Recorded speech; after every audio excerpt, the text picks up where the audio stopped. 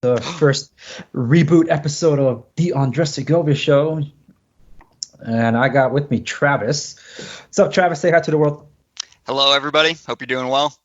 Yeah. Oh, dude. Because we were talking about this before we went live, right? Talk about the how some training is diverted. There's a Marine friend of mine who posted something. I couldn't help it because I know that's like armed forces humor. It says the meme was due to presidential decree or whatever, all Air Force operators boot camps are now online. Well, in the armed forces role, that unfortunately would be a joke that the Army and the Marines would make about the Air Force anyway. But it's all right because you know what, they don't take offense to it because they know they have the better accommodations, they have the better facilities, the better. So you know what? Yeah, yeah. Sorry to all my Air Force peeps out there, but I had to throw that one out there. That was too funny. I just saw it like an hour ago. There's just so much humor about that going around. Just to keep everything a little lively, no pun intended. Especially since in Italy, like people singing to each other out there because they live in close quarters. But in in my culture, there's like this boogeyman called La Llorona, like the crier or whatever. Like it's like a crying nun or whatever it is. I don't really know too much about it. I just know that it's like a Bloody Mary type thing. But I don't remember what the meme was saying. Oh, yeah. Like put a toilet paper outside your house to keep away La Corona. Oh man, That's fine. People are finding ways to keep themselves entertained at this time, and that's kind of why, like, you know what? Let's launch the webcam and do this because you heard about the film Contagion, like rising to like the most watched thing online right now. Oh, for sure. I mean, I've seen a number of people posted on their Facebook saying that they were watching it this weekend. It's become a thing like to let everybody know that you are watching it. I'm more of a Dawn of the Dead type guy, but you know, each his own. I know it's like the movie sucked then. That's why I didn't watch it, and now it's like, oh my gosh, and like and you know what's funny? I think the unintended Contagion movie is Rise of the Planet of the Apes. The whole reboot thing. Did you see that one? I have not. I've seen most of the originals, I think, but I saw after I saw the Tim Burton remake, I kind of checked out of that market. So I know they got better after that, but it spoiled it for me. So I just checked out after that one. So I totally agree with you. But Rise of the Planet of the Apes did something that I didn't think was possible. I had my skepticism, like, yeah, you know what, and it's fine. I'll go check it out. James Franco's being serious, so this might actually. No, you know, that's a rare thing in its own right. So yeah. Then when I watched it, I'm like, dude, this movie's good. So I'm gonna throw a spoiler alert out here for people that haven't seen it. I mean, if you haven't, I mean, the sequel spoiled it on its own, the trailers, but. There's this pharmaceutical company that's trying to find a cure for Alzheimer's, and they're experimenting on apes because we're primates. So they were seeing some improvements with restoring and reconstructing brain tissue. So that's kind of how it was working out, and they were trying to use it on humans. Like, okay, the experimentation is probably working, but one of the side effects was that apes were becoming smarter. And the main ape is Caesar, played by Andy Serkis. Overdue for motion capture best actor award. Oh my goodness, man, he sold that one. I'm like, dude, this is not a guy in an ape costume. This is a dude just moving around with motion capture stuff on him. Anyway, he starts communicating via sign language and all that, and then eventually, like along the storyline, we find out that he finds out the mistreatment of the animals and tries to break them free, but before doing so, unleashes the nerve gas that gas into the animal pens as they all become smarter and start like breaking free. And this happens outside San Francisco, I think. So they take refuge in the big redwoods.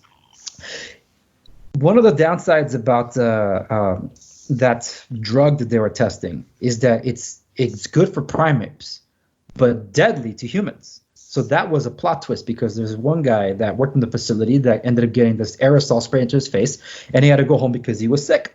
And when he was getting really, really sick, he went to James Franco's house to tell him, like, you know, he's really sick, and he wanted to tell him that maybe something's wrong with the drug. And it so happens that James Franco's annoying neighbor that's always pestering him, it comes over to like shoo this guy away. So then the infected guy sneezes on the neighbor. And he's like, the F, dude. So then, anyway, the infected dude ends up leaving and eventually dies. The end credit scene is the scene that should spook the hell out of everybody that's living today trying to survive coronavirus. Because in the end, we see like the camera's just on the floor, little drop of blood hits the floor, camera pans up, and we see that neighbor that's been annoying this whole time. He's infected with whatever that was, and he's a pilot. So that he's walking towards his plane he's going to fly. So the end sequence montage, well, it's not even a montage, it's just like the entire end credit scene, because the credits are rolling. It's one plane going to one port, and then the planes going to these ports, and then those planes going to those ports and going elsewhere, wiping out humanity because the disease is spreading everywhere. That's the contagion you should be afraid of, because that's why we have travel bans, because that's how crazy it can be. Previewing our modern dilemma on whether to ban both international and domestic travel. Well, yeah, I think the UK is on that list already if they haven't been put yet. I think they are. Feel like I'm a half step behind the news sometimes, but I want to say that's a done deal. They're already mulling over domestic travel, which in some ways is out of step itself, considering I think most people have sort of self-quarantined themselves from using domestic travel. They've either delayed trips, canceled things. Businesses and conferences already canceled things. Most of the infected states, New York, Washington, California, most event organizers have already pushed things out 4 to 6 months. Locally, UC Irvine just canceled their graduation ceremony, which isn't even until June. Yeah, that's true. Yeah. Yeah, I forgot about those. Yeah, because as they're learning more, they're finding out that the contagion period is probably not just 2 weeks; it's probably as much as 37 days. So they're expanding things as they learn and go about, and that's just it. Like, what survival movies can people watch? Forget the apocalyptic movies. I want to talk about some of them, but what survival movies can people look to and say, like, you know what? I can't make the most of this. Kind of like sciencing the it out of it, as Matt Damon says in The Martian, right? Castaway in space. It's not really a movie, but I was going back. Did you ever read Stephen King's The Stand? The Stand? No, yeah, I they heard made about it into a terrible TV miniseries that I recommend you don't watch. It was quite bad, like a lot of his movies or books that get turned into miniseries. But the book was incredible. It's basically this kind of exact scenario. It's a lab outbreak kind of thing, but it's basically how it eventually goes and wipes out most of the United States until there's kind of just these different groups or kind of bands across America that have to link up. And it's basically a prequel to like The Walking Dead. You know, but without zombies, but basically it's what the Walking Dead ended up being, except for more from a virus perspective. Did you ever see 28 Days Later with Cillian Murphy? Which one is that the sequel or is that the first one? That's the first one. Yes. Where he wakes up in the hospital. Yeah.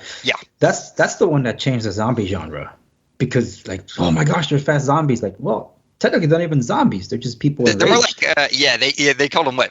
Ragers or berserkers, or they had some term for them because they weren't zombies in the movie because they hadn't died and they never established that the people were dead. They were just infected. Exactly, and that's right. They never died, and they weren't even eating human flesh. They were like just raging out, biting and attacking people, and that's how the virus spread like crazy. Yeah, I remember that because there's a creepy scene in the movie where I think they're on the road and there's like a father-daughter, and the father accidentally looks up and there's a dead body above him, and a single drop of blood accidentally lands in his eyeball, and he gets infected because that for some reason that scene always stuck with me. It was well done. Yes, that's a very powerful scene. Brandon Gleeson really acted the it out of that one. It's like, oh man, that was good. No, but I remember a friend of mine who just loved his horror films, and I never cared for them. But she was out in Taiwan at the time, and we're communicating back and forth. And I'm like, hey, you're up like really late for your time. What are you doing up? Because we're MSN chatting back then, back in the day. She said, just AOL. No, not AOL. She's like, oh, I just finished watching 28 Weeks Later. I'm like, oh, how was it? She's like, oh, it was terrifying. So I'm like, wow, something actually scared you for once. So I checked it out eventually. I'm like, all right, fine. You got that scared. I'm curious about this. So I checked it out. Amazing opening scene. Probably one of the Oh, greatest opening scene. I don't care what the rest of the movie. You have to watch it simply for that opening scene where that father makes that choice, and he's looking at his family standing at the door of the other room, and he sees them coming in from the other side, and that horrible moment where he leaves his that entire scene is worth it on its own. oh yeah, man. Oh my goodness. Robert Carlyle, I think his name is. Yes, from Trainspotting. If you know your foreign cinema. Ewan McGregor's in that one too, isn't he? Yes, that was his breakout role. Yeah, didn't they just do a sequel to that? But anyway, yes. Yeah, but that moment, oh my goodness, that was so good. I think especially the not so much a tracking shot, but like a fixed shot of him running towards the river, and those just like the horde just coming over the hill and just like almost on him, like holy smokes, dude. So like, man, those are sprinters to be sure. But I think that the scene that she referred to, and I was telling my wife over the weekend, like, honey, we're in Sam's Club. You see all these people here? Imagine the La Coronas here. And it would be like this scene from 28 Weeks Later, where the boy lets in an infected person into the place where everybody's being quarantined, and they just spraying like crazy because there's nowhere to go. It's like, oh snap, dude. That's like, that was freaky. That moment right there was freaky. I'm like, yeah, I can see that totally happening. Walking Dead's not even anything I recommend to anybody watching right now. If you want to freak yourself out with something like a Contagion, I do recommend 28 Days Later and Weeks Later. And hold your loved ones close because you might need a cuddle.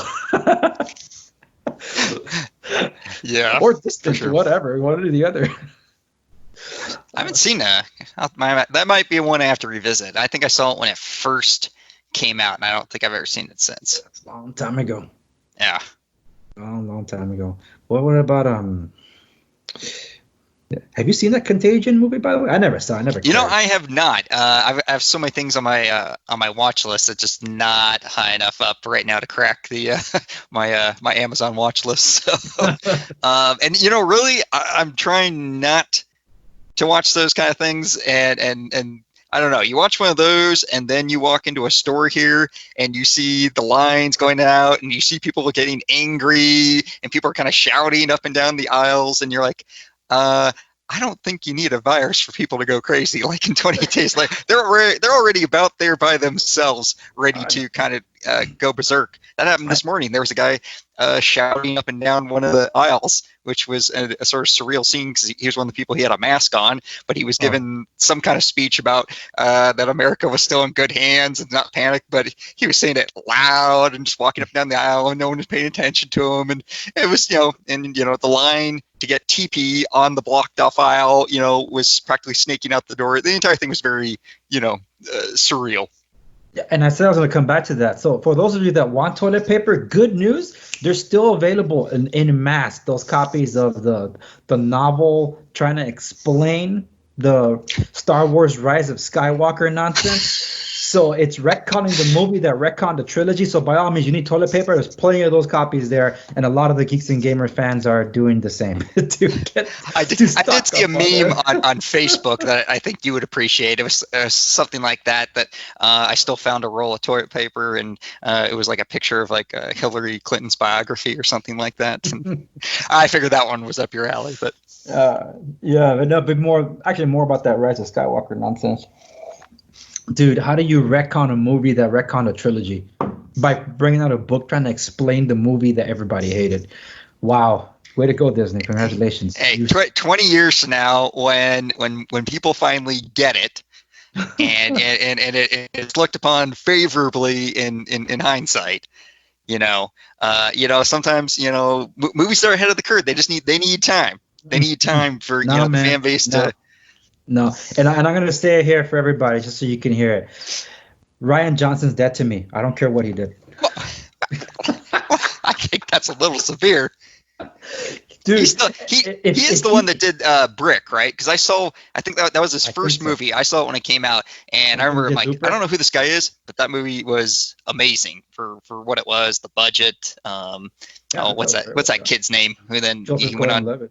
Yes, who I didn't even know at the time. I was just like, man, and he was the wrong director to pick. I get it. You try to pick someone that, he's going to bring something new to the table, but then guys like that, they're not really interested in pre-established stuff. They want to go in, they want to make their own movie, do all this stuff, and they're not the right kinds of people to pick to do something like that. Actually, this might actually take us off a whole other tangent, which I have to save for another time. But the thing is, it wasn't so much that. That's what we wanted in Star Wars. We needed new territory. The thing is, Rian Johnson, at the behest of current president of Lucasfilm, Kathleen Kennedy, wanted to undo all the patriarchal, misogynistic stuff that Star Wars was. So that's why they were retconning every character. Well, retconning the stories, destroying every character, destroying Luke Skywalker because he was the hero, trying to prop up a female character that was a Mary Sue that had all the powers in the world, that knew the ships of Han Solo better than Han Solo himself, and she's never been in it, but she somehow knew it better than he did. Like, the hell's going on here? And she has more knowledge of the Force than Yoda himself. Like, who the hell is this, and who taught her that? That's why with all this, like, she's Palpatine's daughter.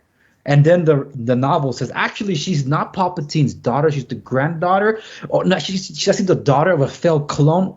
What the hell are you talking about, dude? They had zero plan. Rian Johnson and J.J. Abrams didn't talk. And J.J. Abrams is the one who set the foundation. I had my concerns, too. Like, dude, it's freaking J.J. Abrams. He knows how to make things look flashy. He's a horrible continuity storyteller and finisher. He never finishes anything he touches. So I'm like, this guy is just gonna, if he does it right, he could do something great. I enjoyed Star Trek, but I also knew this was Star Wars. This was not a Star Trek movie. No, they're two entirely different. So I thought that was like his audition for Star Wars. And like, oh, look, there it is, Star Wars. He ended up getting it like 4 years later or whatever that was. But yeah, and then we saw what happened. Like, dude, stop touching everything you do. Like Mission Impossible 3, I actually enjoyed it for what it was, but I'm the first one to tell you, is like, what the hell? I'm watching True Lies? Like, that's the first thing I said. It's an entire bridge sequence that's like, dude, am I watching the wrong movie here? It's kind of like how you felt with the Joker. History repeats itself. If you remember back in the original trilogy, when it came to Return of the Jedi, you probably know this, they offered their first choice for director for that movie was David Lynch. Yes, he was doing Dune at the time, wasn't he? Imagine David Lynch with Ewoks and all that kind of, and David Lynch turned it down, saying, "I appreciate the offer. I think you have the wrong person for this time." See, he was smart enough to go, This is not for me. This, you think, oh, this is weird and strange. You think I'm weird and strange. It'll be a perfect marriage. Trust me, it's not. Whatever you're thinking. So he was smart enough to walk away. But Rian Johnson, not so much. Yeah. So, but they've tried this before. Though we'll get someone that doesn't make any sense to direct one of these and bring something new to it. And sure enough, they eventually did. And I appreciate that he tried some new things. In it. I don't think if you broke it down, probably not all of the ideas in there were bad. I think once people realized they didn't like it, everything became bad. It had some potential, but he would have had to have a producer or something work with him to kind of steer the ship and go, you need to stay within the boundaries here and here. And it could have worked. It probably could have been something that was different, maybe even divided the fans a little bit, but been unique and faithful to the material. I would have loved faithfulness to the material, and at least some kind of character growth instead of actual character destruction of every character that was just introduced to. But it was an awful mess. So for those of you that do want to get scared but don't want to be like completely ruining your life, don't watch Star Wars. Not the new ones, at least. Disney ruined it. We're talking about things that can entertain you while scaring you at the same time. Dude, there's this thing on Netflix called The Kingdom. I first thought it was like a Chinese thing, but it was actually a Korean thing. And it debuted last year. I watched it. That's the only Korean drama anybody ever can say I volunteered to watch. Oh, dude, now that's how you breathe new life into a zombie drama. That was good, but it left you in a cliffhanger. It's only 6 episodes. Like, what the flip? Do we need more of it? So this past weekend, I don't know if it was on purpose, but this past weekend, season 2 dropped. Just in time for the lockdown. And I just started watching it. It's a good one. But other movies though, Shaun of the Dead, you seen that one? Yes, in fact, I rewatched that. Maybe like 3 years ago, something like that. 4 years ago. Actually, very useful movie for how to practically survive the apocalypse, because it's how does the average Joe survive the apocalypse? If they can do what you can't do. That's right. If a bumbling fool like him can kind of get through it, with what was his friend's name? The one that was like Ed? The slob and the Ed. Yes. Then you know what? You can band together and get through it too. I think that was the message of it. The door. Oh my gosh. Sorry. That's a good one, man. That broke a lot of ground when that came out. I remember that one quite vividly. I didn't like it. Oddly enough, I didn't like it as much as I remembered it when I saw it for the second time. But it was still pretty good. There's a lot of Easter eggs there because of Joe, right? I think it is. Oh, dude, I know his last name is right. I don't know if his first name is Joe. I know that some of the fans are going to butcher me for this one. Sorry, yo, I'm not a big fan of the director. Like, he built up a lot of goodwill with the, oh my goodness, if I get this name wrong, they're really going to kill me. The ice cream flavor's name, Cornelio? I think that's it. Cornelio Trilogy, something like that. That's what that one's called, along with Hot Fuzz and the, oh my goodness, this is the end. At World's End. At World's End, yes. At World's End. So Hot Fuzz was probably my favorite if I had to pick one. That one's up in the air with for me, it's a toss up between that one and Shaun of the Dead. I enjoy those two considerably, even though I guess the whole parody of all action movies, and especially Point Break, like all the trends, like, yeah, so all you guys managed to do all this together. Oh no, those were happy coincidences. Like, wait, what? It's like, we didn't plan any of that out. That just happened. That had nothing to do with the plot line. It's like, oh, well, there goes your investigative prowess. That kind of retcon is good. And Timothy Dalton was in that one too. So that's right. That's right. He always has this face, because that was a good one. I really enjoyed that one too. But all that goodwill that a lot of fans enjoy is like, oh man, you got to go watch Scott Pilgrim versus the World then, because he did that one. I watched it. I hated it. I'm like, dude. You hated Scott Pilgrim? Yes, because that was a movie that was ahead of its time. It was ahead of its time. It foreshadowed stuff that's like popular now. It bombed at the box office because everyone at the time was kind of what's this? Now a lot of what's in there is standard in terms of how they formulate those kinds of movies, different meta things, mixing anime with different scenes and kind of bouncing all over. But at the time, I think people thought it was just kind of an odd mess, and ended up foreshadowing a lot of what was going to be popular 5 to 7 years from then. The construction of it was fun. I think what I didn't anticipate was, and I'm going to get into this in some other episodes eventually, for those that do follow Off the Record will know how I sound off on gender identity politics and SJW nonsense. So this one, as you're saying, was ahead of the curve in that. So I didn't expect that much to be thrown at me. I'm like, the flip am I watching? I mean, some of those things were like great gotchas, like Flip, but for a PG-13 movie, I thought it was way too much. I'm like, if it was R, I would let it slip. But this is saying that it's PG-13, and it was just way over the top for me, and I tuned out by then. Because I put defensive barriers. I was like, this is way too much for me to handle. So I didn't appreciate that. So I walked into that. So then the next day when I did watch it, my friends were like, hey, did you watch the movie? And they're like, yeah.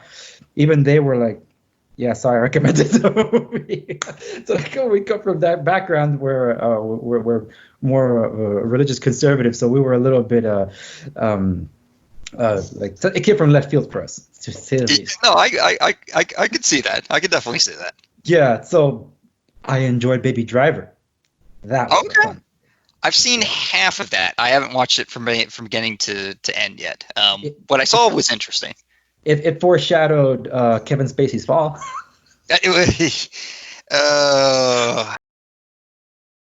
Like, oh my goodness, dude. Well, I hope I might have to censor that. Yes, you always wonder what was going on that movie set. Like, I wonder if they knew at the time what was coming with old Spacey there. But Yeah. that poor guy. What else was there besides? We're talking about Contagion movies for people to watch, right? I feel like that genre fits a lot of direct-to-video kind of, DVD. It never saw a theater release kind of. Yeah.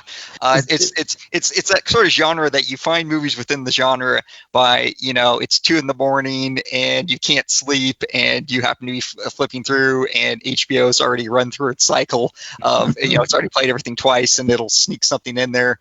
That's kind of genre that tends to belong to. I'm trying to think. Not David Cronenberg did some movies like this. If you go back to the 70s, he did a movie called Rabid that basically was a precursor to all this, and it's basically kind of the same thing. It's an early 70s Cronenberg movie, and I want to say it's kind of similar premise, something like a virus or something like that, and the main person becomes rabid. It's more like a 28 days later type virus. It just makes them, there's a little bit of a zombie element to it, but they're not dead. It just infects them the way it does in 28 days later, and actually follows kind of a similar script.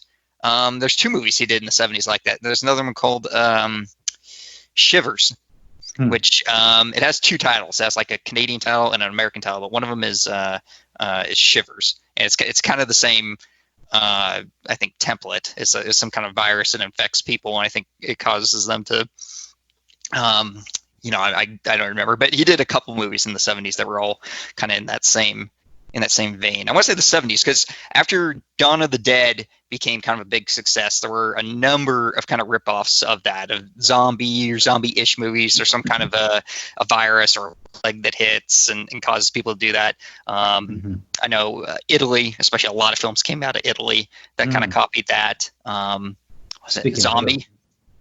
Yeah. That's another famous Italian movie that was like mid 70s. It was like within a year or two of when Dawn of the Dead came out. Kind of similar premise. Speaking of Dawn of the Dead, we can't talk about Contagion without the Grandmaster himself, huh? George Romero. Night of the Living Dead. Still the gold standard for which it's agree with it or not, it was that how do you combine kind of B-level schlock with political commentary and sort of raise the make a what's really, I said, a B movie, but make it more avant-garde and kind of mask the fact that it's a B movie at heart. And he kind of started that whole kind of genre. You have $50,000 to $100,000, but you can make your art film and have zombies eating people still. So you can have your cake and eat it too. Yeah, I think it was genius to film it in black and white. It stood the test of time. I think he did it because I want to say the black and white film stock was cheaper, so it was a budgetary concern. Yeah, and that thing works wonders. So I'm not a fan of Zack Snyder's remake of Dawn of the Dead, but it looks like he might be working on a sequel. It's called Army of the Dead. When I first heard that, I'm like, Sam Raimi's revisiting the oh my goodness. Ash, what is your full Evil name, Dead. man? Yeah, but what's his full name, man? Oh. Does he have a last name in the? Are you asking for his character's name or his real name? Because they just did the Spike TV did a show about that, Ash versus Evil Dead. So yeah, whatever, man. I just lost his name. Bruce Campbell. Well, Bruce Campbell's the actor. Yeah, that to me, he is Ash. So it's like that's the kind of hero we need right now. Someone walking around with a chainsaw for a hand. who's a complete idiot, yet somehow when it comes to fighting the Evil Dead, just seems to inherently know how to do it, despite the fact that he can't get out of his own way. Yeah, that's what's great about Ash. He's a total buffoon, but he has one useful skill. Yeah. I mean, he does unleash the evil in the second one. He's kind of responsible for it when he forgets the words. I was going to say, if you look at the movie, right, he's really not the hero. Everything bad that happens in that movie is because he's too stupid to remember how to say 3 simple words. It's like what Homer said, alcohol, the problem and solution to all life's college, whatever the heck. I forget That's that I too. remember that one. Yeah. Oh, Ash. Well, yeah. I forgot to get our boomsticks. But it's okay. I have a deterrent.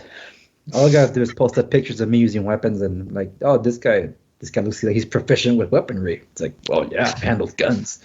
Yeah. I just triggered the anti-gun crowd just now. But believe me, for all those, like, why do you need 500 rounds of bullets anyway? Why do you need 500 rolls of toilet paper? It's like, psh, It really scares me. What are you doing right now that you need this much toilet paper? Because I don't see much food in your cart. So I'm just a little curious there, but yeah. Oh man, all this stuff just, yeah, I can't make this stuff up. all I see is liquor and teepee. What are you doing, bud? Yeah. Oh man. That's the thing. Movies can only get you so far, so there's hopefully some TV shows. Not The Walking Dead, folks. That show, first of all, really goes nowhere. And It's run its course. It ran its course, but Game of Thrones is not gonna get the highs that you want. It's a false lead up to the epic. It's coming. Winter is coming. Well, that's it for winter. It ended with at a knife's point. Like, that's it. That's bull. A decade's build up for nothing. If anything, it's not a Contagion movie, but it does have like a bioweapon of scare, and I think that kind of ties in. And I got some books that I can recommend to people too that I'll have to touch on before we wrap this up. It's The Expanse. You have Amazon Prime, you check that one out. For any sci-fi horror drama with great politics without pushing agendas. That's how you do it. That's what Star Trek wish it could be. That's what Star Wars wishes it could be. I only seen the first season, but now that Amazon's picked it up, I want to get around to it. And I think it was canceled by the Sci-Fi Channel. Sci-Fi Channel of all places. That's kind of why it flew under my radar. It's a real good one. It takes place in the future with the most realistic portrayal of cell phones I've ever seen. The cell phone is actually one piece of transparent, either plastic or glass. And the main character played by Thomas Jane, well, one of the main characters, there's a lot of great characters there. One of the main characters played by Thomas Jane is carrying his smartphone around. It's already cracked. So it's like it's an old broken mess. I'm like, dude, you got an old yucky phone. It's kind of like what Star Wars did in 1977 to the sci-fi genre. Established stuff that people saw like, ugh, it's junk. But to me, I'm like, dude, that's awesome.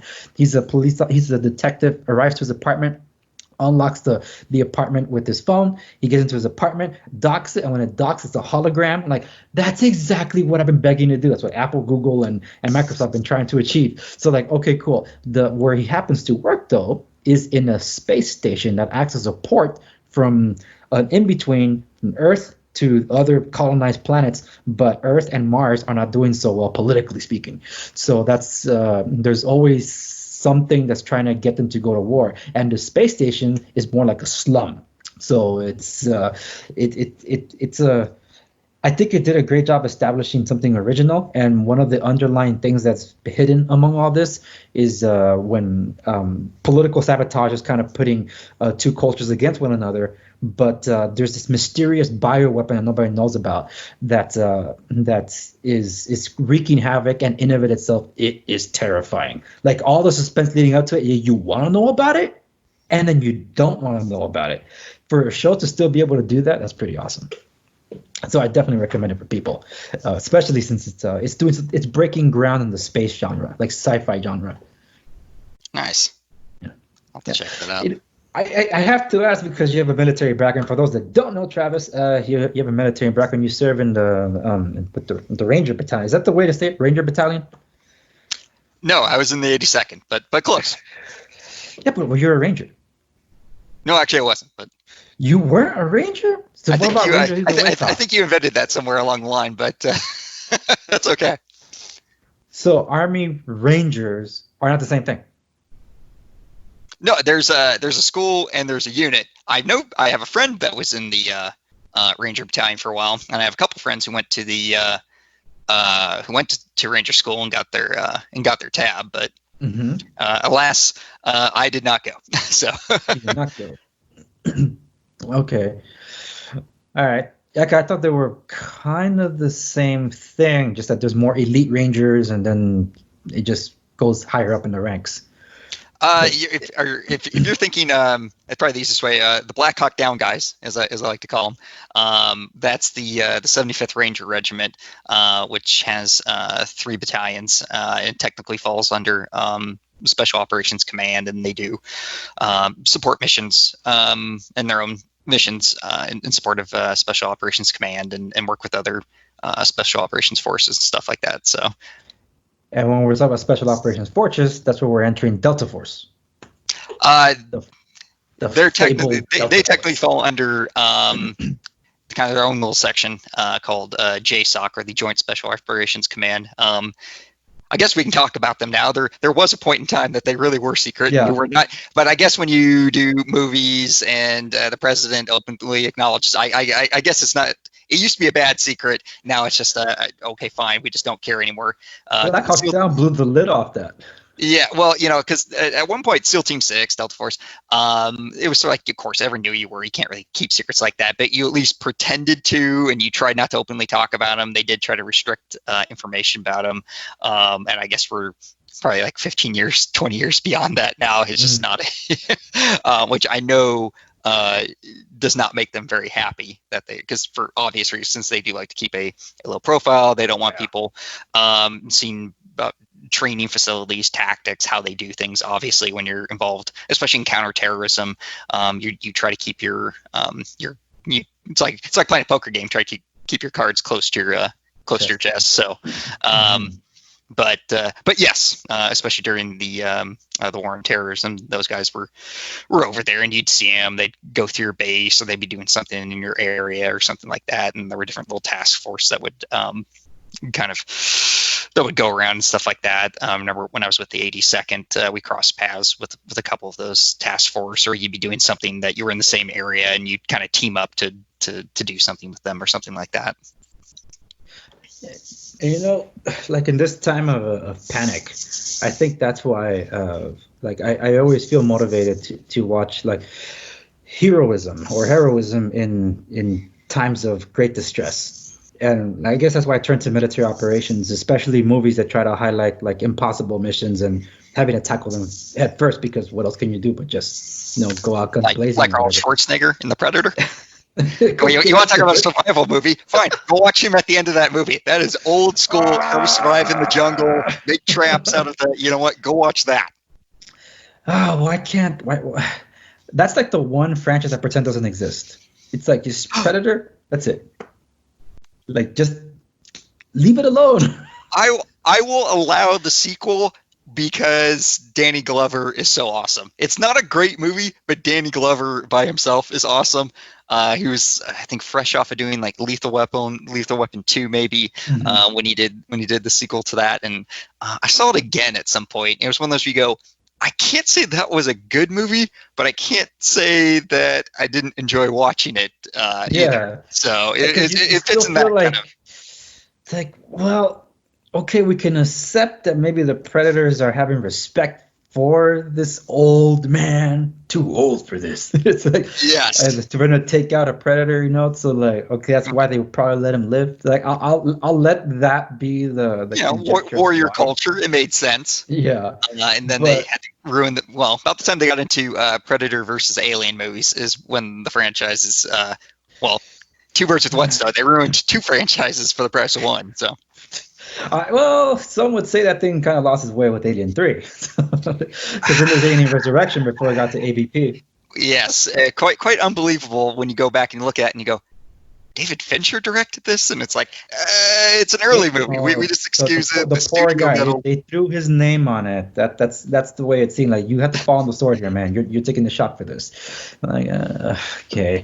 Yeah, but a pre-Fight Club David Fincher. Yeah. Yeah, it's then it's like, dude, when there's just so much out there, like I told you when we were before we started recording, we watched American Sniper. Just the moments where there's a moment in that where the SEAL team they walked into an ambush and one of their guys is taken out. It's not they're not used to one of their guys going down because they're technically they're so few compared to the presence of Marines that are around, right? And when they're forced to go door to door, that's just like, dude, I'm not going down there. But Cal's one of those that went with the Marines to go door to door. But anyway, they're set up by an ambush. They lose one of their guys, and everything goes to hell. So they have to pull back, and when they're pulled back, it's like, look, we got to regroup and we got to. They're sending their team out there, and one of the leaders is like, look, I know none of you guys have to go back out there, but no one was saying like, oh, it's too dangerous, and like, hell no, man, we're going back out there, just because they got to. So like that's kind of what you would need in times like these where you have to look after one another, where just it's just like we're all humans. In this case, we're all Californians. Why are we beating up each other to try to get this? Freaking Black Friday, man. It's like Black Friday just every day right now. That's basically it. It's Black Friday mode with more hostility. Yeah, and it's like, it's the end of the world, the end of the world. Look, I got my own opinions about the hysteria, the mass-induced hysteria that I'm calling it. But that's, for those of you that heard me on Off the Rec, I'm not going to hit on that topic again. But it's just like, that's why I turn to, like, I guess, military movies where it's like, dude, you're faced with the impossible and you got to tackle it head on. And like, what do? You work as a unit, or it's like, all right, it's every man for himself. Like if you have like a predator picking you all out, that's one thing. But when you have if you guys could come together and realize that, look, there it is, we got to take on this mission, then yeah, let's you go out as a unit. So there is a sense of camaraderie, and you can find this pretty much in any military movie. Like a lot of people, I was a huge fan of the Band of Brothers series. Which I think well displayed that. It's almost a stereotype now, but stereotype does not mean untrue. The idea that you come from all these disparate backgrounds and come together as a unit, and it's kind of a cliche now. And I go, well, it's cliche, but it's true. It's one of those rare circumstances in the armed forces where you do kind of realize that you're from backgrounds where you can look at each other and go, you're a good friend of mine now. But if I had known you back on the street when I was doing this, you're a suburbs guy, I was in a gang in LA and had to join the army, kind of go to jail, kind of, all these different scenarios. You're going, you and I would have never been friends. In fact, we might have even been enemy. And you can readily acknowledge that and move on. It is a very unique bond. And like I said, you do recognize that the circumstances brought you together. And you're like, yeah, on the outside, I probably never would have been friends with you, even if I had crossed paths with you. Yeah, and I think some of those films that, like in the case of miniseries like Band of Brothers, go watch that, folks. When they show like the hardships of training together, and when you all overcome it together to say, wait, we all made it this far, that you've proven yourself, and then really battle tested, it's kind of you drawn more close together. I think that's pretty awesome. It's it really shows you how close you get through conflict, not with one another, but with having to take on a common enemy. I said I have literature to get to, and I will, because it's all coming like full circle and all this. Because before watching American Sniper, I told my wife, there's this one movie I remember seeing. They had a really great montage of the training stuff. And because I told her I'm reading Alone at Dawn, I'm like, I think it was Lone Survivor. That's the one war movie that I enjoyed the first time, but then I'm like, wasn't half of that movie false though? It never happened? And I'm like, oh yeah, it didn't happen like that. So I'm like, oh, that's why I can't watch it again, because then I gotta, putting my disbelief to one side to try to watch the rest of it. But like the lead up to the village sequence, it's technically for the most part it's what happened, and they don't even show how many times these guys actually did go down the hill. So I'm like, okay, but the opening scene is a montage of the SEALs training and what it means. Like, all right, like just to shame you because you didn't make it. It's like you ring this bell 3 times and put your helmet down, you're out. It's like, okay. But then when you see a line of them doing that, it's like, oh man, it's like one guy, all right, it's a shame, and then kind of doing it like one at a time. But then when you have a line of quitters, like, oh dude, man, this is like hardcore. And I think that was not a movie sequence. That looked like it was a documentary sequence. These guys weren't actors that were doing it. They were actually going through it, because none of the characters show up in that montage. Like the no swim sequence, you can't swim. like, oh snap, because I was reading about how much harder it is for the combat controllers. Like, oh dude, what the flip. So it gave me context into something like you talked about, like building camaraderie through training and conflict, battle tested and all that, because Band of Brothers shows are great. What about those that continue to serve thereafter? I think a good moment that I took for granted, but then every time I watch it, I'm like, dude, it's amazing how in sync these guys are. The one you haven't seen, 13 Hours. These guys, they're basically mercenaries, guns for hire by the CIA. 6 guys, complete different backgrounds. They come from SEALs, they come from Ranger battalions, they come from oh my goodness, what are those other guys? I think one of them was Delta Force, and another one's just Hardened Marines. Like just 6 of these guys, just like basically like trying to put an orchestra together from different parts and pieces, and they all mesh together. It's like, yeah, they have they have their personalities. No one was like not liking the other. They just come together. They've all been through the same thing, and they're all there for a reason. So there's none of this like, oh, I hate your politics. None of that nonsense. When the time comes, they're all like, let's go. And it's like, dude, that's like everything you just mentioned, that whole growth, that's the maturity level. It's already there. These guys already know it. That's why they have that respect for one another. Yeah, there might be like this one-off things like, oh, he's from that branch of the military. Oh, it's like that's just a running joke. But that's as far as it goes, Like there's always that. Everything else is like, dude, we're here for the same thing, and that's awesome. And I really like that. I still was going to try to bring this full circle. We touched on Zack Snyder. We touched on like the zombie movies and all that. But what I'm hoping is, as everyone comes together to fight a common enemy, which novel did this for the popular medium of comic books or graphic novels. I'm sorry, folks. Watchmen, it did it. It's just that in that case it was a practical joke that tricked the world into peace. And in this one, I don't know. Was it a practical joke? Was it a misdirect by somebody to get this thing out there and scare everybody into a common cause? I don't know, because it's dividing everybody. Not working. If that was the that's a failed experiment. Yeah. Like the Stanford prison experiment. We needed to call this one. Cut that one off. Yeah, but we'll see. But in terms of literature, you mentioned Stephen King's The Stand, and Stephen King, dude, shut the hell up. The guy's watching the whole coronavirus task force. The first thing he decides to tweet about, they're all white people. They're all white males. You didn't see the woman talk first? She didn't identify as a man when she went up there to talk, and then there's other colored people that went up there, but whatever. That's what Stephen King thinks about. Oh. Anyway, if you've read his books, you already know he's a strange guy, so I give him a pass. I figure he's not all there. Anyway, I know he has some Freudian issues. If anyone who's read the book It knows what I'm talking about. Exactly. And if we say any more, I'll get censored and probably demonetized too. Yeah, well, sorry, I don't want to do that too.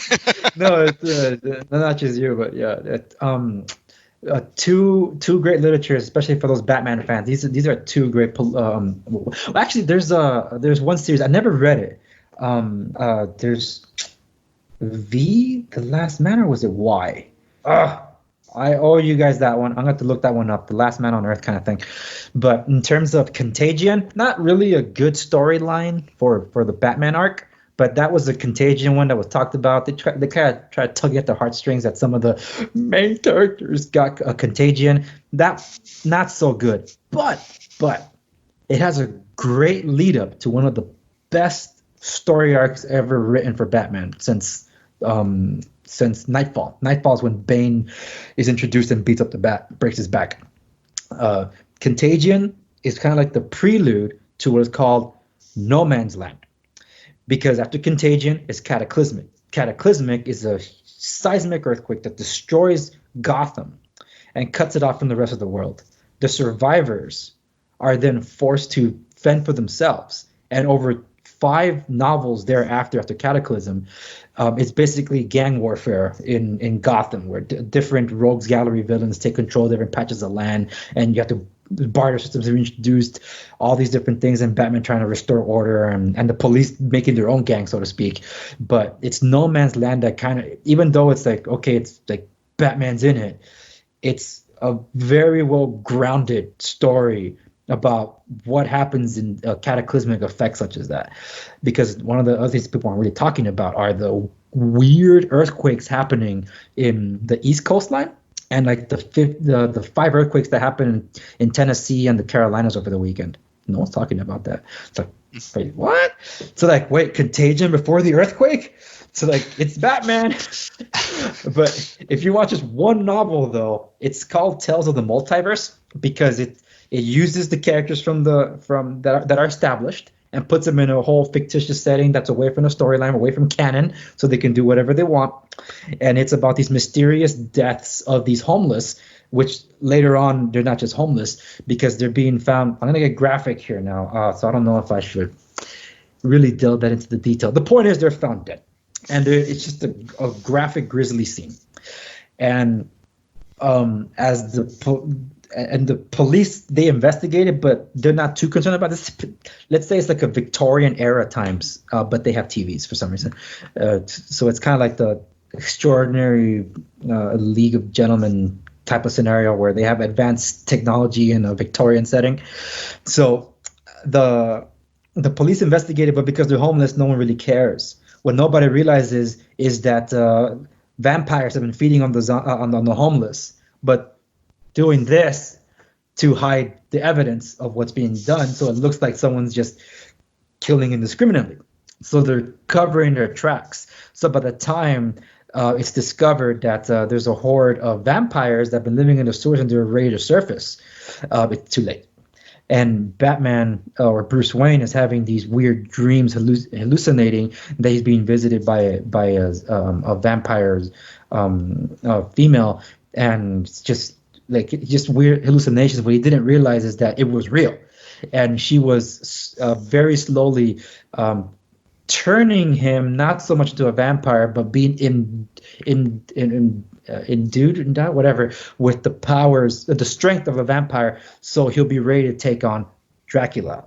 The problem is he needs sustenance eventually. That's the side effect of it. So that's the story of what happens to Batman. It's called Tales of the Multiverse. I think it might be Batman Vampire. Not for the faint of heart. It's very graphic, a very graphic storyline. Like Punisher comic level violence, or I would say more. Well, it's a hard R, like for violence and gore. Yeah, and especially when the Joker gets involved, because the Joker has to get involved. And it's fascinating how that's handled, because one would argue that Joker wins. And like, fascinating. But anyway, it's a really interesting explanation of how a contagion can kind of creep up on you. That's kind of what kind of gave me the shivers. I'm like, dude, I've seen this kind of stuff be covered in the news and just be kind of put on the wayside. So it's an awesome comic that I recommend. And for those anime fans out there, there's plenty of stuff out there, but Attack on Titan is the one you gotta watch. It brings everything from military to survivalist to a pandemic to certain death and zombie stuff. In these cases are titans, human eating titans. It's, oh my goodness, that is a show. And that's some of the best storytelling you'll ever find on any medium. Even if you have to read the subtitles, doesn't matter. It's awesome. And great music too. So, yeah.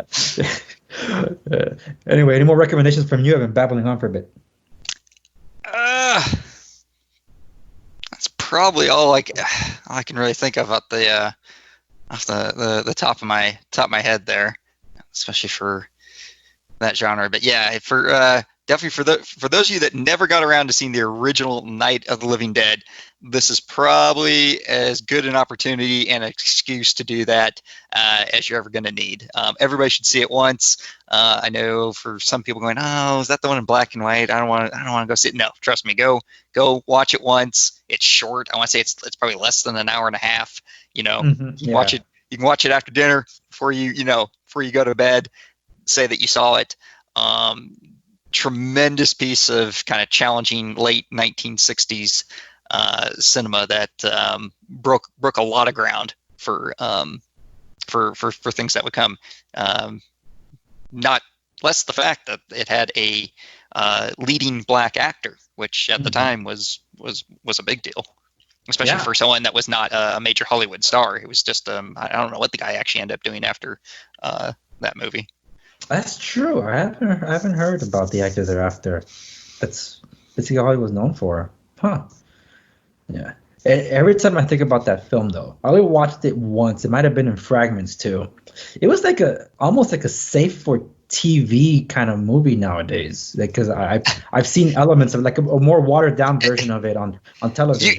Because it's so tame in comparison to what you can show at 8 o'clock, they can basically show it unedited for the majority of it. I want to say at the time, because they didn't have I think back then you only had like three ratings. You had G, PG, and then whatever they used to consider adult or X. And I seem to remember it had distribution problems because of the rating board, because they couldn't get because I seriously that movie could probably get a PG rating at that time. The subject matter alone and how they were showing it probably was too much for the MPAA. But Yeah, and I think back then, I think the 60s, I think the Catholic Church still had control over that.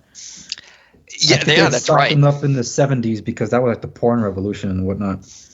Yes, and here we are several decades later, and we still have these odd, it's like this NC-17 business. But an R movie, is basically what used to be an NC-17. PG-13 is the old R. Every now and then I'll watch a movie and I'll kind of look at the rating later and I'll go, gosh, that was PG-13. I was like, I don't think they could. But then again, I grew up in the 80s when, as everyone knows, an R-rated movie was marketed to kids. So all the great R-rated movies of the 80s had the best toys, the best action figures, McDonald's Happy Meal deal to go along with it. I had the RoboCop action figure. It had the little cap thing that like it shot out and had like the smoke would come out of it. It was probably a fire hazard. You probably couldn't give that to a kid now, but purposely marketed towards kids. Yeah, it was amazing. It was a special time and place to be alive. Right. Oh man, yeah, those were the days. And Back to the Future. Those were the good old days. That's and right. Indiana Jones. Indiana Jones, yeah. Yeah, most of the trilogy, in the 80s. Same with Back to the Future. I can remember I saw Back to the Future Part 3 in the theater. I think with however old I was, my first grade class, second grade class, something like that. I want to say that we all went. I have this hazy recollection of running around the theater. I don't think I really watched it from my seat, but I do remember I went to go see it. So I think my parents were sitting in the back, and this is also 80s parenting, so you didn't have to sit with your parents. As long as you were within like a sight distance, you could go sit up front, and they went somewhere else. There he is. Yeah, awesome. We need those kind of memories again. Yeah, we do. We have to impart that to the younger generation. And that's what's really hard nowadays. Going to the movies isn't so much fun when people just get agitated for anything. It's just, that's just what adds to the division. But for those of you that are enjoying this kind of programming while you're quarantined at home, there's or isolated. It's not just quarantine, but that's kind of why, like, I think it's the time to bring this up again. And I think this kind of thing to kick off conversations for Contagion and stuff is like, why not? It's like it's the topic. I have a friend that's I say she's doing biochem. She wants to get into the field of in the medical field, like become a heart surgeon and all that stuff. But she sent me today a Facebook post about like this vegetable that has a particular strain in there, and they have the microscopic bacteria. It looks like a worm, and it looks just like this worm in this horror series called The Strain that was on FX. That's another one you get to check out. It doesn't do justice to the novels. I read them all. I would know, but it does handle the fallout better in the context of the show, which I appreciated because it felt a little rushed in the books. It was written by Guillermo del Toro and Chuck Hogan. Oh, perfect. So Guillermo del Toro did do the first few episodes when he produced that one. He was writing this when he was supposed to be doing The Hobbit, but because MGM was having the delays, and it didn't know they were going to end up doing it anyway. He spent 2 years down there in New Zealand, so he ended up spending time on the script for The Hobbit and was writing this book with Chuck Hogan. And then he just left that project. So while he was waiting to pick up a project here because he had several ties, he basically came back with Pacific Rim. So before he came out with that, he launched the book. So that was great. He was also working on the Mountains of Madness. Oh, that would have been awesome, man. I think that's an H.G. Wells story. The Mountains of Madness, about this expedition in in Antarctica to find these unexplained things that have been found by this test group of scientists in 1920 something. And it was just an all-around great story. Like, just the mystery, the eeriness surrounding these things that they found that they don't know what they are was just uber creepy. And the thing is, it's a short novel. That's what I found a little interesting. Like, well, this novel's super short. And so it sounds like the premise to John Carpenter's The Thing. Isn't there like an Antarctic research group, and that's where wasn't that the premise? But that one turns to full-blown horror in the Thing. So for those of you that are willing to stomach just really graphic content, check out John Carpenter's The Thing, not the remake, the original.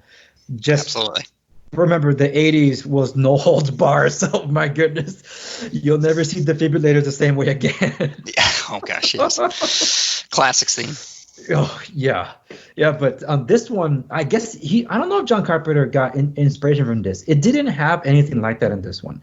In fact, of the specimens that were found in the whole entire novel are deceased.